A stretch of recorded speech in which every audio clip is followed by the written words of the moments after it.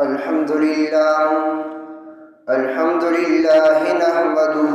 ونستعينه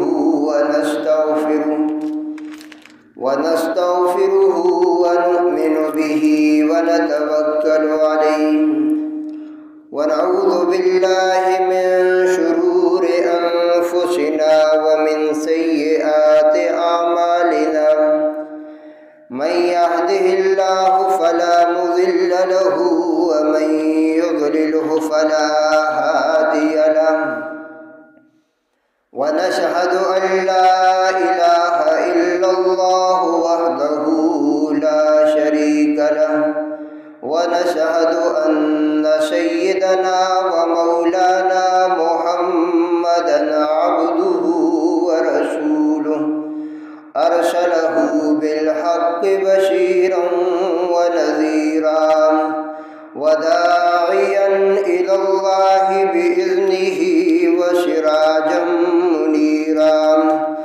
صلى الله عليه وعلى آله وأصحابه وبارك وسلم تسليما كثيرا أما بعد فأعوذ بالله من الشيطان الرجيم بسم الله الرحمن الرحيم قال الله تبارك وتعالى في القرآن المجيد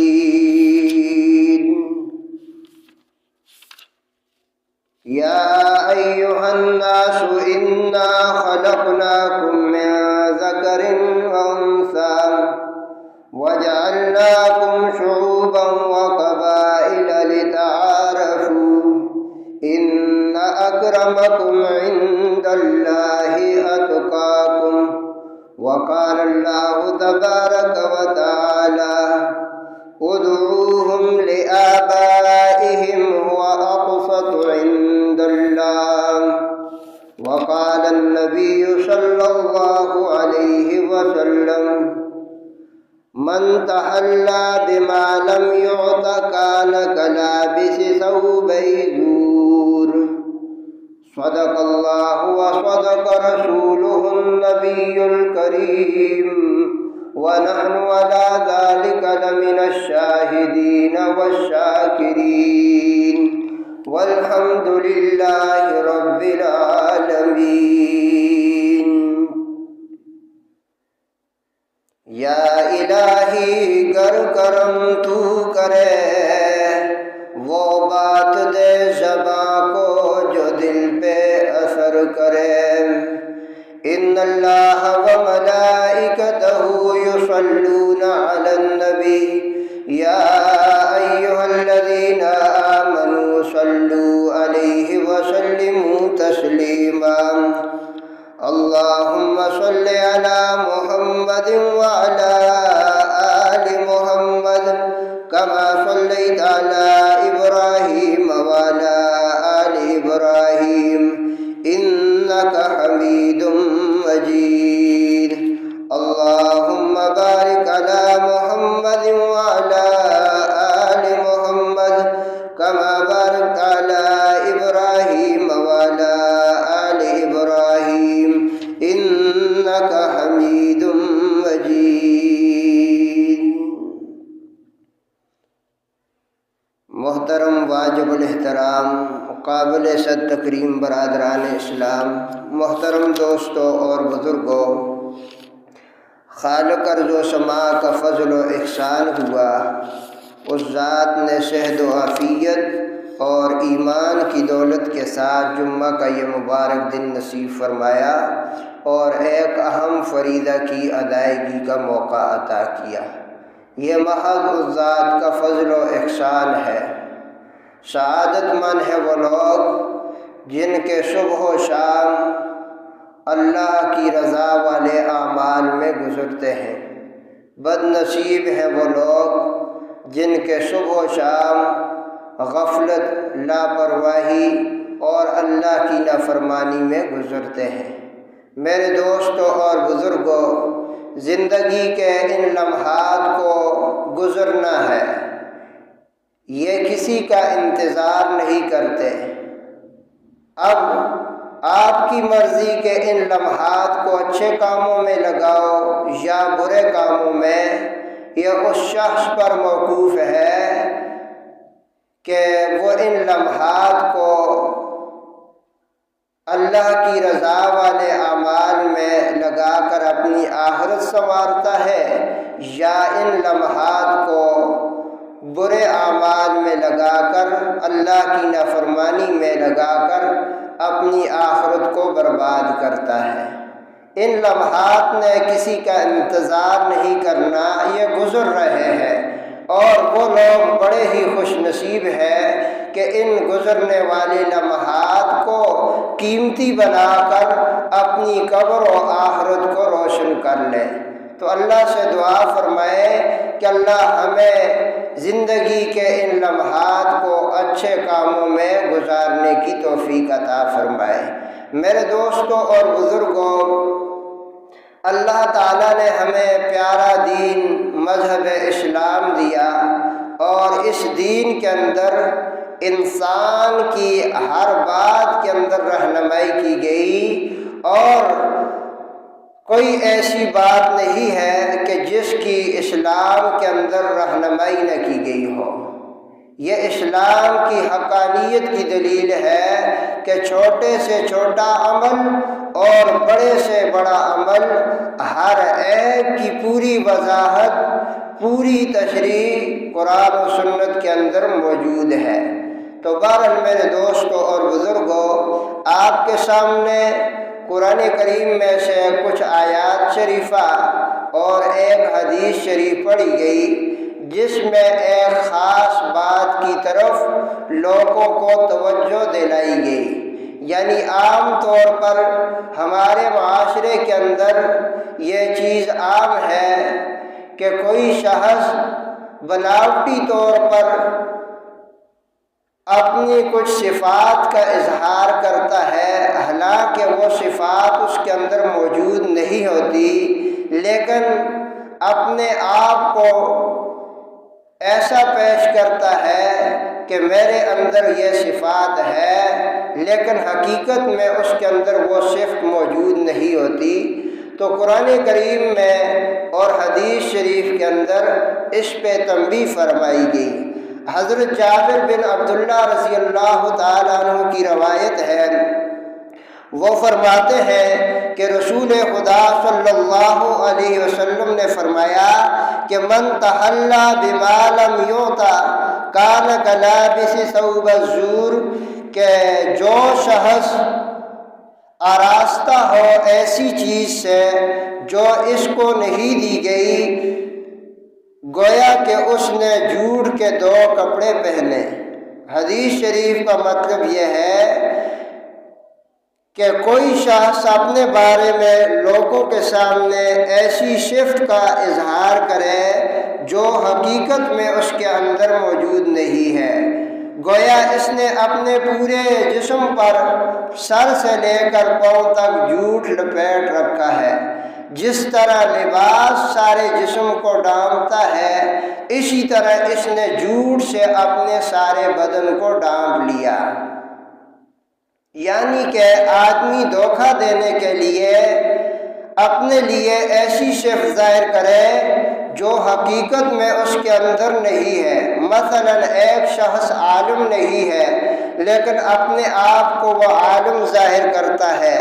یا ایک شخص خاص منصب نہیں رکھتا لیکن اپنے آپ کو اس خاص منصب کا حامل ظاہر کرتا ہے، یا ایک شخص کسی خاص حسب نسب سے تعلق نہیں رکھتا مگر اپنے آپ کو اس خاص حسب نسب کی طرف منسوب کرتا ہے، یا کوئی شخص مالدار نہیں لیکن اپنے آپ کو مالدار ظاہر کرتا ہے، یا کوئی شخص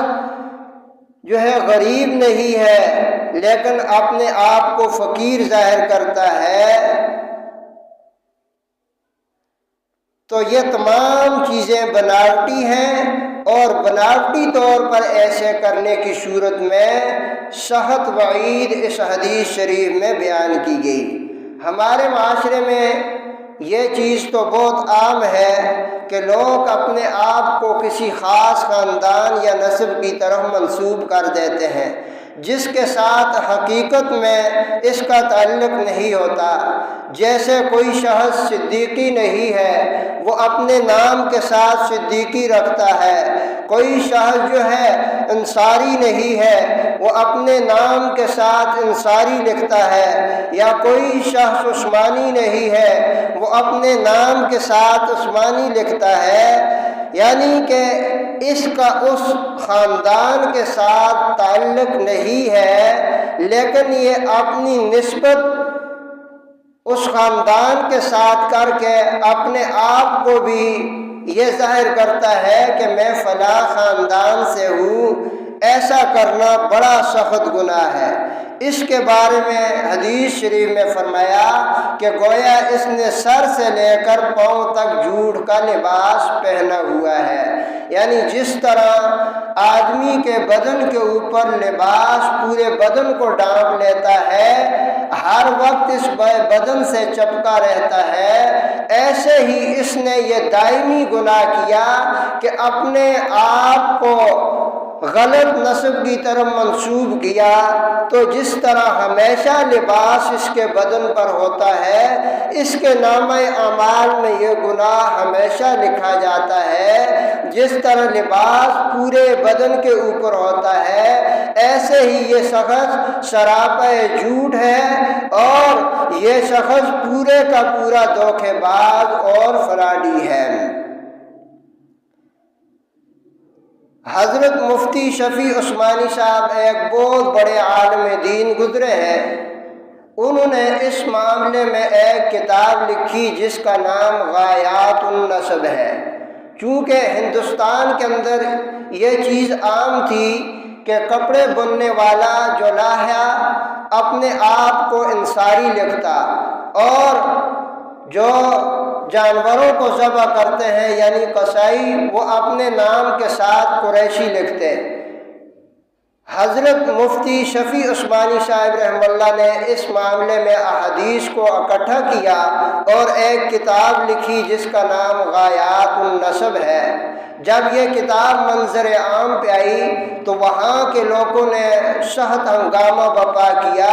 کہ حضرت مفتی صاحب نے ہمارے خلاف جو ہے بہت بڑی کتاب لکھی، پورے ہندوستان میں ان کے خلاف جو ہے سخت طوفان برپا کیا۔ لیکن حقیقت وہی ہے جو حضور نے بیان کی کہ یہ چیز گناہ ہے۔ جو بندہ بناوٹی طور پر اپنے اوپر کوئی ایسی صفت کا اظہار کرے، قرآن و سنت کے مطابق یہ گناہ ہے۔ لہذا عام طور پر جب بھی حق کو بیان کیا جاتا ہے تو اکثر لوگوں کو تکلیف ہوتی ہے، ہنگامہ برپا کر لیتے ہیں، لیکن کسی کے ہنگامہ برپا کرنے سے یا کسی کی تکلیف سے حق کو چھپایا تو نہیں جا سکتا۔ حق کو ڈنکے کی چوٹ پہ بیان کیا جاتا ہے، اور حق کو لوگوں تک پہنچانے کے لیے بزرگوں نے اپنی جان کے نذرانے پیش کیے۔ بہرحال میرے دوستوں اور بزرگوں، جو بات آپ کے سامنے ذکر کرنی تھی وہ یہ ہے کہ نسب، خاندان، قبیلہ یہ کوئی دینی فضیلت کے اعتبار سے کوئی بڑی بات نہیں ہے، اس پہ کوئی فضیلت موقوف نہیں ہے۔ یعنی کہ کوئی اعلیٰ نسب رکھتا ہے لیکن کردار کا گندہ ہے، اخلاق کا گندہ ہے، اعمال کا گندہ ہے، عند اللہ وہ قابل قدر نہیں ہے، عند اللہ اس کی کوئی فضیلت نہیں ہے۔ ہاں، ایک بندہ اعمال کے اعتبار سے جو ہے اچھا ہے، لیکن نسب و قبیلے کے اعتبار سے لوگ اس کو اچھا نہیں سمجھتے۔ فرمایا لوگوں کو اچھا یا برا سمجھنا یہ دینی فضیلت اس پر موقوف نہیں، دینی فضیلت تقوی کی بنیاد پر ہے۔ قرآن کریم میں فرمایا کہ یا ایھا الناس انا خلقناکم من ذکر و انثی وجعلناکم شعوبا وقبائل لتعارفوا تعارفوا ان اکرمکم عند اللہ اتقاکم، کہ اے لوگو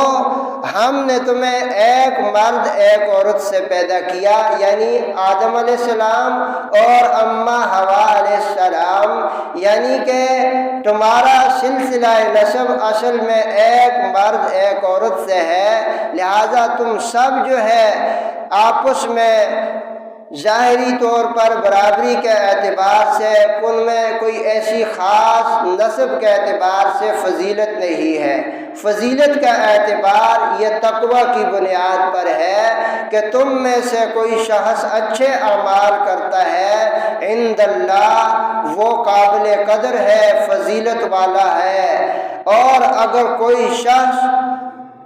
ظاہری اعتبار سے اعلیٰ خاندان کی طرف اس کی نسبت ہے لیکن اس کے باوجود اس کے اعمال اچھے نہیں، تو فرمایا عند اللہ اس کی کوئی شرف و فضیلت نہیں ہے۔ لہذا اپنے اعمال کو اچھا کرو، اپنے اخلاق کو اچھا کرو، اپنے کردار کو اچھا کرو۔ نسب کو بیان کرنے کی کوئی خاص ضرورت نہیں ہے، ہاں کہیں کسی جگہ اگر ضرورت پڑے تو بیان کر دیا، وگرنہ عام طور پر نسب کو بیان کرنے کی کوئی ضرورت نہیں ہے۔ کردار و اعمال اچھا ہے تو دنیا میں بھی آخرت میں بھی وہ شخص عزت والا ہے، وہ شخص جو ہے احترام والا ہے، وہ شخص اشرف و اعلیٰ ہے۔ یہاں یہ بات بھی قابل غور ہے، جیسے حدیث شریف میں بیان کیا کہ اللہ کے نبی نے فرمایا جس شخص نے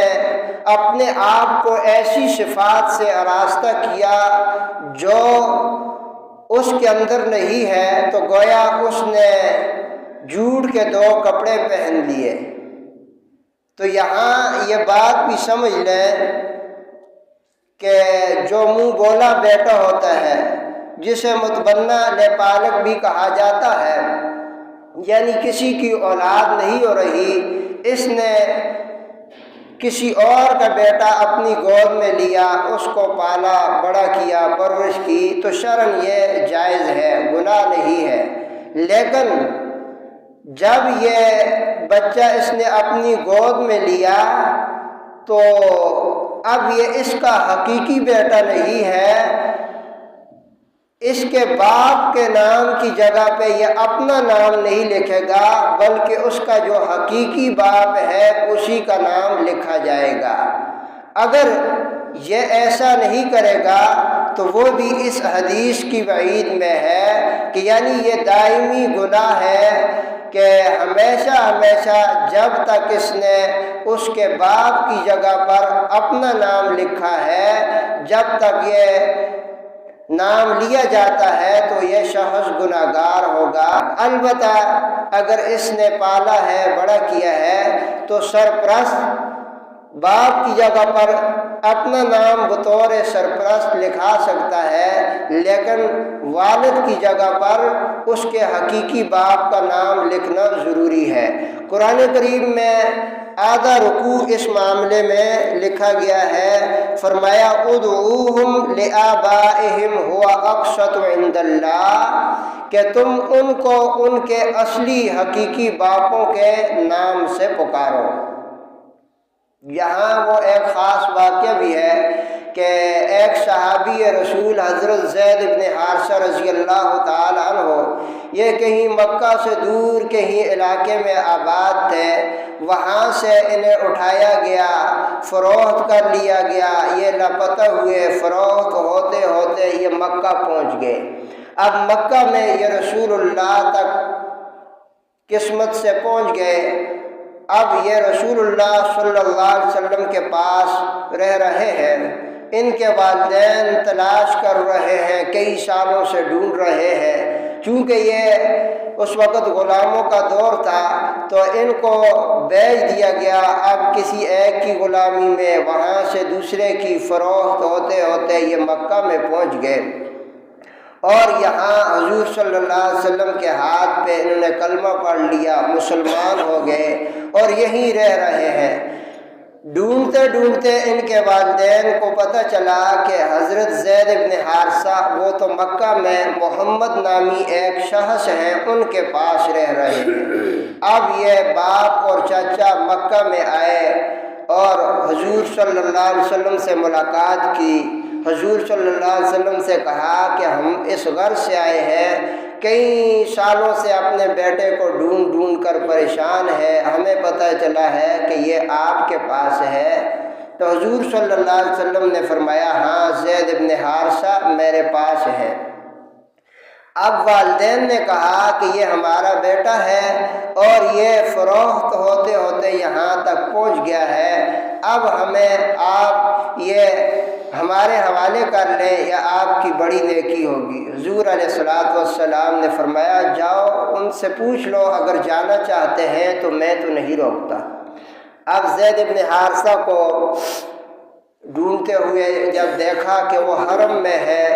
حرم میں جا کر باپ اور چچا اپنے بیٹے سے کئی سالوں سے جدائی، اب ملاقات ہوئی تو کتنی خوشی ہوگی اس باپ کو۔ باپ نے زید بن حارثہ سے کہا کہ آپ جو ہے ہمارے ساتھ آئیے۔ زید بن حارثہ نے فرمایا کہ میں تو نہیں جانا چاہتا۔ باپ نے یہ سوچا ہوگا کہ اتنے عرصے بعد ملے ہیں، اب جو ہے خوشی ہوئی ہوگی، بیٹا ہمارے ساتھ فوراً تیار ہو جائے گا، ہم لے چلیں گے۔ اب بیٹے نے بھی تو حضور کی صحبت پائی تھی، حضور جیسا شفیق نبی، حضور جیسا کریم نبی۔ اب باپ اور چچا نے زید بن حارثہ سے کہا، زید بن حارثہ نے مختصر سے جواب دیا کہ میں مسلمان ہوں اور آپ مسلمان نہیں ہیں، ایک تو یہ۔ دوسری، اگر میں آپ کے ساتھ چلا جاؤں تو پھر وہاں مجھے حضور کی صحبت تو نصیب نہیں ہوگی، یہاں صبح و شام حضور کی صحبت، حضور کا دیدار نصیب ہوتا ہے، میں تمہارے ساتھ نہیں جانا چاہتا۔ باپ حیران ہوا۔ بیٹے نے کہا ابا جان تیرے جو حقوق ہیں وہ میں ادا کروں گا، لیکن میں حضور کی صحبت چھوڑنے کے لیے تیار نہیں ہوں۔ اب حضور صلی اللہ علیہ وسلم تک جب زید بن حارثہ کی یہ باتیں پہنچی تو حضور علیہ الصلوۃ والسلام نے زید بن حارثہ کے جو ہے اس محبت کو دیکھ کر زید بن حارثہ کو اپنا بیٹا بنا دیا، یعنی منہ بولا بیٹا بنا دیا۔ اب زید بن حارثہ کو زید بن حارثہ کے بجائے زید بن محمد سے مکہ میں پکارا جانے لگا۔ حضور علیہ السلام بھی زید بن حارثہ کو اپنے بیٹے کی طرح اس کے بعد پالنے لگے، اپنے بیٹے جیسے تعلقات ان سے جو ہے رکھے۔ جب مکہ میں ہر شخص زید بن حارثہ کو زید بن محمد کے نام سے یاد کرتا تو اس وقت قرآن کریم کی یہ آیت نازل ہوئی، ادعوہم لآبائہم هو اقسط عند اللہ، کہ یعنی تم ان کو ان کے اصل جو باپ ہیں، حقیقی باپ ہیں، انہی کے نام سے پکارو، یہی اصل بات، ٹھیک بات اور انصاف کی بات ہے۔ چونکہ اسلام نے نسب کے بارے میں بڑی سخت تاکید کی ہے، نسب کی صفائی کے متعلق اسلام نے بڑی اہمیت دی ہے، کہ اس لیے حضور علیہ الصلوۃ والسلام کو حکم ہوا کہ اب آئندہ کے لیے زید بن محمد نہیں زید بن حارثہ کے نام سے ان کو جو ہے پکارا جائے، ان کے حقیقی باپ کے نام سے پکارا جائے، اگرچہ یہ آپ کا بیٹے کی حیثیت سے ہے، منہ بولا بیٹا ہے، لیکن حقیقت میں تو اس کا باپ حارث ہی ہے۔ لہذا اس سے یہ بات سمجھائی کہ کبھی بھی کوئی شخص جس کے اندر وہ صفت موجود نہیں ہے، بناوٹی طور پر اس صفت کا اظہار کرنا شرعی طور پر یہ گناہ اور ناپسند ہے۔ اسی طرح ایک اور صحابی تھے سالم، حضرت سالم مولا حذیفہ، ان کو بھی منہ بولا بیٹا بنایا ہوا تھا، تو اس کے لیے بھی قرآن کریم نے یہ حکم دیا کہ جنہوں نے ان کو منہ بولا بیٹا بنایا ہوا ہے وہ ان کو ان کے اصل باپ کے نام سے پکاریں۔ اگرچہ پال تو کوئی اور رہے ہیں، کسی اور کی گود میں یہ پل رہے ہیں، لیکن جو ہے اصل میں جو ان کا حقیقی باپ ہے اسی کے نام سے پکارا جائے، اور جب یہ بالغ ہو جائے تو جس گھر میں یہ رہ رہا ہے وہاں یہ ایسا ہی ہے جیسے اور غیر محرم۔ اب ان کے گھر والے یعنی ان کے وہ جس عورت نے ان کو گود میں لیا، اب وہ عورت اگر اس کی رضائی ماں نہیں بنی، ویسے ہی اسے پال کر بڑا کیا ہے، تو اب یہ اس سے پردہ کرے گی، اور باقی جو اس عورت کی بہنیں ہیں یا اس کے باپ منہ بولا وہ سب جو ہے ان کی بہنیں، اس سے شرعی طور پر پردہ یہ ضروری ہے۔ تو خطبے میں جو حدیث شریف پڑھی اس میں یہی بات سمجھائی کہ جو بندہ کسی ایسی صفت سے اپنے آپ کو آراستہ کرے جو صفت اس کے اندر موجود نہیں ہے، گویا کہ اس نے جھوٹ کے دو لباس پہنے۔ لباس کے ساتھ تشبیہ اس لیے دی کہ جس طرح لباس ہمیشہ بدن کے ساتھ چپکا رہتا ہے، گویا اس کی یہ نسبت جب تک ہمیشہ یہ نسبت کا یہ صفت کا اظہار کرے گا تو ہمیشہ دائمی اسے گناہ ہوگا۔ جیسے مثلا اگر کوئی شخص عالم نہیں ہے، وہ اپنے نام کے ساتھ عالم لکھتا ہے، علامہ لکھتا ہے، لیکن حقیقت میں وہ عالم نہیں ہے، تو جب تک اس کے نام کے ساتھ عالم لکھا رہا اس وقت تک یہ گناہ گار ہوگا، اور گناہ بھی جو ہے یعنی غلط نسبت کی وجہ سے جس طرح جھوٹ کبیرہ گناہ ہے یہ بھی کبیرہ گناہ ہی ہوگا۔ اسی طرح اگر کوئی شخص پروفیسر نہیں ہے، مثلا بعض دفعہ ایسا ہوتا ہے کہ کسی چھوٹے سے اسکول میں کوئی بندہ کوئی مضمون پڑھاتا ہے تو وہ پروفیسر کے نام سے اپنے آپ کو مشہور کر لیتا ہے، پھر اس کے نام کے ساتھ ہمیشہ کے لیے یہ لفظ، حالانکہ پروفیسر کے لیے کچھ شرائط ہیں، اس شرائط کے حامل شخص کو کہا جاتا ہے، لیکن اس کے اندر وہ شرائط نہیں ہے، لیکن اس نے اپنے نام کے ساتھ پروفیسر کو عام کر لیا، تو یہ دائمی گناہ ہمیشہ اسے ملتا رہے گا۔ اسی طرح کوئی شخص ڈاکٹر ہے، مثلا ایک شخص ہے، اس نے کچھ وقت کسی کے ڈاکٹر کے پاس کمپاؤنڈری میں رہا، وہاں جو ہے اس کو کچھ انجیکشن لگانا آ گیا، کچھ دوائیوں کے نام یاد ہو گئے، تو اب اس نے اپنا کلینک کھول رکھا، اپنے نام کے ساتھ بڑا کر کے لکھ دیا ڈاکٹر، تو اب حقیقت میں یہ ڈاکٹر نہیں ہے، لیکن اس نے ایسی صفت کا اپنے ساتھ جو ہے لگا دی اور ہمیشہ اس کے ساتھ یہ صفت لگائی رکھی بناوٹی طور پر۔ تو حدیث شریف میں جو خطبے میں بیان کی یہ وعید اس پر بھی ہے کہ گویا اس نے جھوٹ کے دو کپڑے پہنے، جس طرح کپڑا دائمی طور پر اس کے بدن کے ساتھ چپکا رہتا ہے، فرمایا ایسے ہی اسے یہ دائمی گناہ ہوگا۔ اور اسی طرح ایسی کئی اور بھی صفات ہیں، مختصر یہ ہے کہ یہ تمام جو بناوٹی جتنی بھی صفات یہ اپنے ساتھ لگائے گا، اگر حقیقت اس کی نہیں ہے تو اس صورت میں یہ اس حدیث کی وعید میں داخل ہے۔ لہذا اگر کوئی شخص مالدار ہے اور وہ اپنے آپ کو فقیر ظاہر کرتا ہے، ایسا لباس پہنتا ہے، ایسا گھر بنایا ہوا ہے کہ لوگ اسے فقیر سمجھیں، تو فرمایا یہ بھی شرعی طور پر اسی وعید میں داخل ہے، گناہ گار ہے۔ اگر اللہ نے اسے مال دیا ہے تو وہ مالداری کا اظہار کرے، تکبر کے لیے نہیں، اللہ کی جو نعمت ہے اس نعمت کا اظہار کرے، جیسے حدیث شریف میں ہے کہ ان اللہ یحب ان یرا اثر نعمتہ علی عبدی، کہ اللہ تعالیٰ اس بات کو پسند کرتے ہیں کہ بندے کے اوپر اللہ کی جو نعمتیں ہیں وہ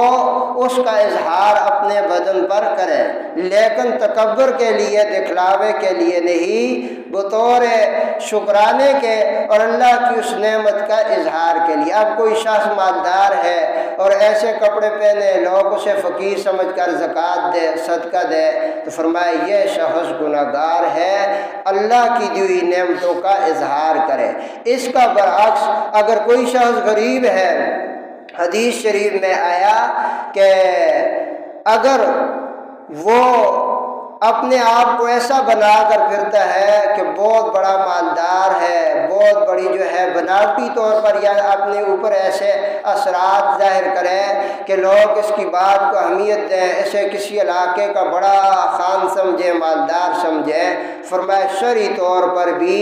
یہ چیز جائز نہیں ہے۔ جس کو اللہ نے جو صفت دی ہے اسی صفت کے اندر، یعنی اس صفت کا اظہار کرے، اس سے آگے جو صفت اس کے اندر موجود نہیں اس کا اظہار کرنا شرعی طور پر ممنوع ہے۔ قرآن کریم، احادیث شریف نے ہر چیز کو کھول کھول کر بیان کیا، اور قرآن کریم نے، احادیث شریف، دین اسلام نے باریک سے باریک چیز کو واضح کیا کہ ایک طرف ایک شخص مالدار ہے تو وہ فقیری کا اظہار نہ کرے، ایک شخص فقیر ہے تو وہ اپنے آپ کو بناوٹی طور پر مالدار بنا کر پیش نہ کرے۔ جیسے جو حدیث بیان کی اسی کے تحت ایک واقعہ بھی ہے کہ مکہ کے اندر ایک شخص تھا جو اپنے آپ کو ایسا نفیس اعلیٰ لباس پہنتا کہ لوگ اسے مالدار سمجھے، اور وہ کہیں گواہی دے، جھوٹی گواہی بھی دے تو اس کی مالداری اور معزز ہونے کی وجہ سے لوگ اس کی گواہی کا اعتبار کریں۔ تو اس پر یہ حدیث بھیج آئی کہ جو شخص ایسی صفات سے آراستہ ہو جو اللہ نے اسے نہیں دی، گویا کہ اس نے جھوٹ کے دو کپڑے پہن رکھے ہیں۔ اور اسی طرح اللہ کے نبی نے یہ بھی فرمایا کہ ایک شخص ہے، اس کے پاس علم ہے، اب وہ کہتے ہو جی میں اگر تقریر کی یا میں کہیں کھڑے ہو کر دین کی باتیں کی لوگ مجھے عالم سمجھیں گے، میں یہ نہیں چاہتا کہ لوگ مجھے قاری کہیں، عالم کہیں، میں بس چھپ کر دین کی خدمت کرنا چاہتا ہوں۔ یہ تواضع نہیں ہے، شرعی طور پر یہ بھی ممنوع ہے۔ اللہ نے اسے علم دیا ہے، اپنے علم کا اظہار روب جمانے کے لیے نہیں، نمود نمائش دکھلاوے کے لیے نہیں، بلکہ لوگوں کو فائدہ دینے کے لیے اپنے علم کا اظہار کرے۔ اظہار نہ کرنا یہ تواضع عاجزی نہیں ہے۔ تو بہرحال میرے دوستوں اور بزرگوں، مختصر یہ ہے کہ بناوٹی طور پر کسی بھی صفات کا اظہار کرنا یا اپنے نسب کو کسی ایسے نسب کی طرف منسوب کرنا شرعی طور پر یہ دائمی کبیرہ گناہ ہے۔ جیسے کوئی شخص صدیقی نہیں، اپنے نام کے ساتھ صدیقی لکھتا ہے، کوئی عثمانی نہیں، وہ عثمانی لکھتا ہے، کوئی قریشی لکھتا ہے، انصاری لکھتا ہے، حقیقت میں اگر وہ ایسا نہیں ہے تو فرمایا یہ دائمی گناہ میں مبتلا ہے۔ جیسے عام طور پر بعض ایسے لوگ بھی ہیں وہ اپنے نام کے ساتھ شاہ لکھ لیتے ہیں، تو ہمارے معاشرے میں عام طور پر شاہ جو ہے یہ خاندان رسول کے ساتھ بولا جاتا ہے، تو اب یہ بھی ایک جھوٹی صفات ہے۔ اب کوئی شخص جو ہے شاہ نہیں ہے، اپنے نام کے ساتھ شاہ لکھتا ہے تو یہ دوسرے کو مغالطہ ہو جاتا ہے کہ ہو سکتا ہے یہ بھی شاہ صاحب ہے، تو یہ چیز بھی بناوٹی ہے، اس سے بھی اجتناب یہ ضروری ہے۔ اگر کوئی ایسا کرتا ہے تو اللہ کے نبی نے صاف واضح فرما دیا کہ جس طرح جو ہے کپڑا دائمی بدن کے ساتھ رہتا ہے، حدیث میں فرمایا یہ دائمی جھوٹ میں مبتلا ہے، اور ہمیشہ ہمیشہ ایک عام گناہ ہوتا ہے، بندے نے وہ گناہ کر لیا، توبہ کی تو اس گناہ سے جو ہے معافی، لیکن یہ دائمی ہمیشہ جب تک یہ بناوٹی نسبت اس کے ساتھ ہوگی تو یہ دائمی طور پر گناہ گار ہوگا۔ اس کے علاوہ آخر میں یہ بھی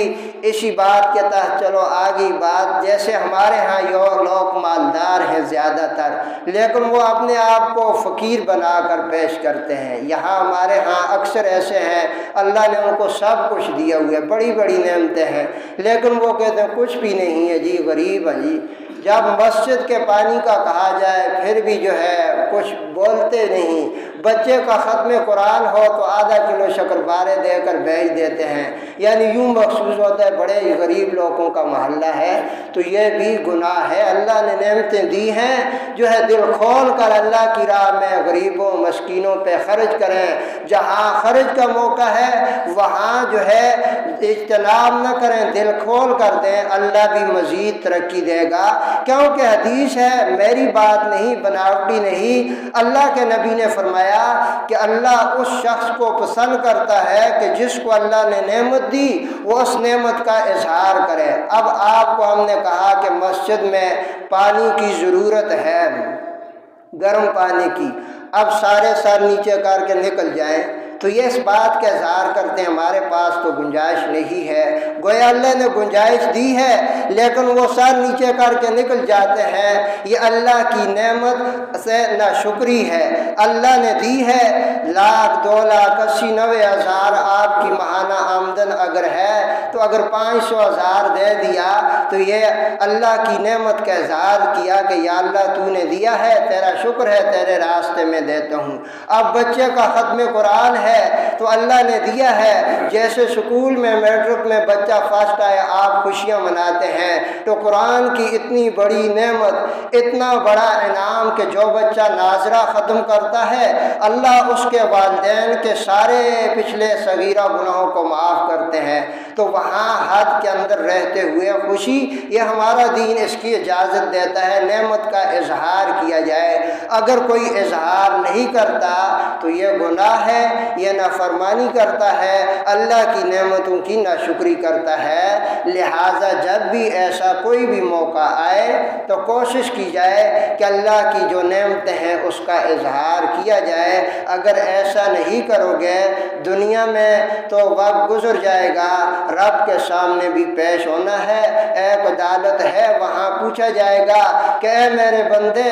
میں نے تمہیں یہ جو صفات دی تھی تم نے اس صفات کا اظہار کیوں نہیں کیا؟ میں نے جو تجھے نعمتیں دی تھی ان نعمتوں کا اظہار تو نے کیوں نہیں کیا؟ تو میرے دوستو وہاں کی ذلت سے بچنا چاہتے ہو تو قرآن و سنت کو سیکھ کر ان چیزوں کا اظہار کرو۔ جن چیزوں کے اظہار کا اللہ نے حکم دیا ہے ان چیزوں کو چھپائے رکھو، جن چیزوں کو چھپانے کا اللہ نے حکم دیا ہے۔ اللہ تعالی ہمیں صحیح معنوں میں قرآن و سنت کو سمجھنے اور عمل کی توفیق عطا فرمائے۔ سنتیں